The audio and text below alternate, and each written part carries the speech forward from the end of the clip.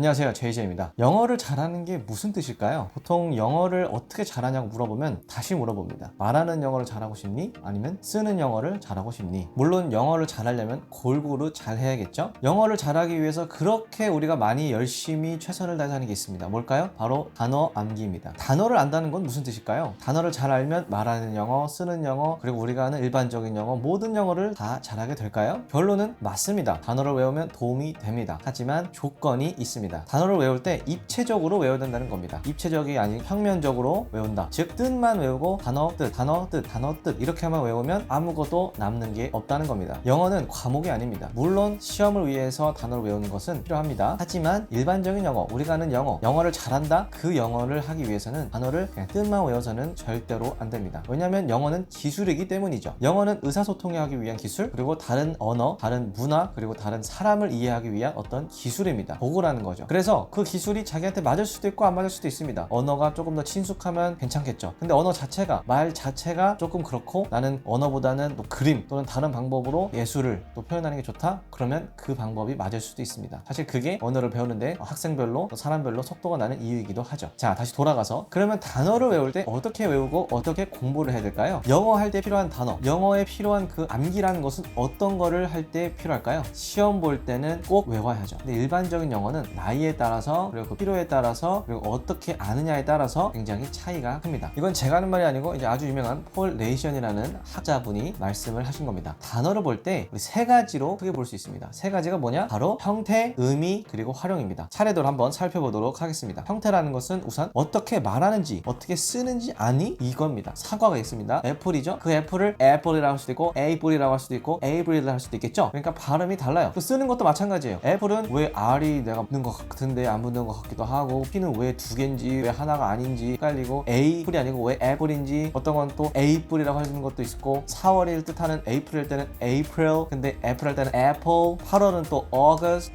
Apple, April, 도대체 어떻게 발음하는 건지 상황에 따라 다르죠? 그러니까 그거를 한번 형태에 따라서 어떻게 들리는지, 어떻게 쓰는지, 어떻게 발음하는지에 따라서 이 단어를 아냐 모르냐라고 할 수가 있겠습니다. 또 하나는 의미입니다. 너는 이 단어의 의미를 아니? 그리고 이 단어를 들었을 때 연관되는 개념은 뭐가 있니? 애플, 사과했을 때 상위 개념은 과일 또는 음식일 수도 있겠고, 풋사과, 햇사과, 그리고 먹다 만 사과 등이 있겠죠. 그러니까 단어가 있는지 아는 것도 중요하다고 할 수가 있겠습니다. 사과를 대체할 수 있는 거, 과일이라고 하면 사과 대신에 오렌지, 딸기, 배 등등이 있겠죠. 근데 사과를 연상했을 땐 빨간색이야. 그러면 빨간색이 뭐가 있? 코카콜라도 있을 수 있겠고, 이건 좀 잔인한데. 마지막으로 사용입니다. 이 단어를 어떻게 활용하니? 문법적으로 주어인지 동사인지 목적어인지 주술관계를 알 수 있어야 되고, 이게 어떤 역할을 하는지를 알아야 된다는 거죠. 품사는 어떻게 되는 건지, 형식은 어떻게 되는 건지. I eat an apple 아니죠. I eat an apple, I'm eating an apple, I ate apples, I saw apples, I will see apples, I'm gonna see apples, I'm eating an apple, I am an apple. 뉴욕은 빅 애플이라고 합니다. 1920년대부터 사용하면서 이제 70년대부터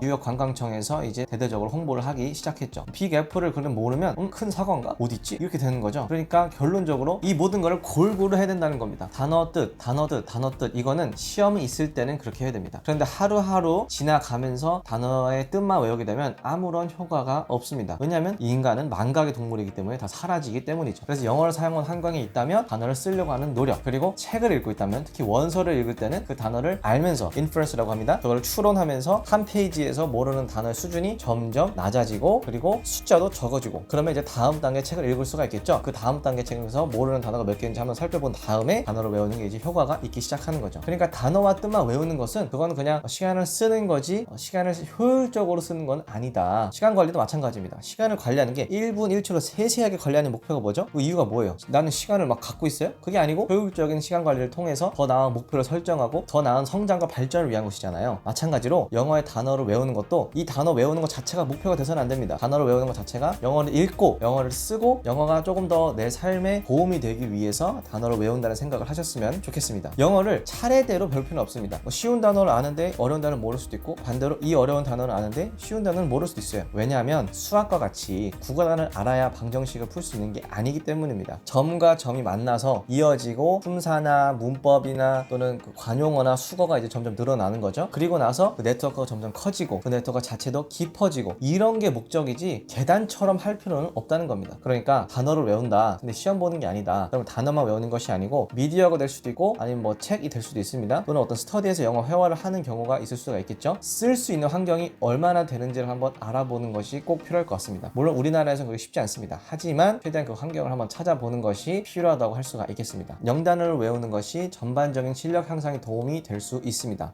다만 그 목적, 그리고 방향성, 그리고 의미, 사용, 그리고 활용할 수 있는 방법을 찾아보면서 함께하면 좋을 것 같습니다. 저는 앞으로도 영어와 관련된 유익한 영상 업로드하도록 하겠습니다. 더 보길 원하신다면 구독과 좋아요 부탁드립니다. 감사합니다.